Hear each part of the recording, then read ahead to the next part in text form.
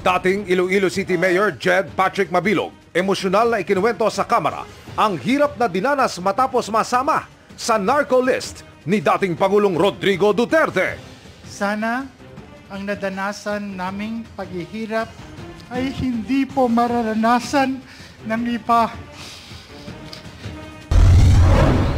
Bukod sa naunang kinwestiyon ng Intelligence at Confidential Funds noong 2022, Commission on Audit, pinuna rin ang hindi umano tamang paggamit ng pondo ng Office of the Vice President nitong 2023. Pamilya ng beauty pageant contestant na si Catherine Camilon nabuhayan ng loob. Ngayong nakakulong na ang dalawang pangunahing suspect sa kanyang pagkawala.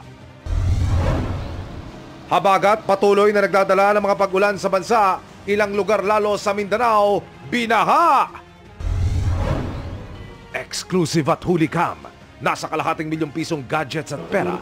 Tinangay ng akyat bahay sa Taytay, Rizal. Pareho umano na ng biktima sa isa pang bahay. Ang dapat gawin kapag nawalan ng malay habang nasa ride. Gaya ng nangyari sa binata sa isang perya. Kuya Kim, ano na? Kapuso Primetime King Dingdong Dantes isinulat ang ibig sabihin para sa kanya ng pagiging isang Navy Reservist. At Rochelle Pangilinan. Umakas ka na! Ibinahagi ang bigat ng pagganap niya bilang si Tia Amalia sa pulang araw na pinuri ng mga manunood.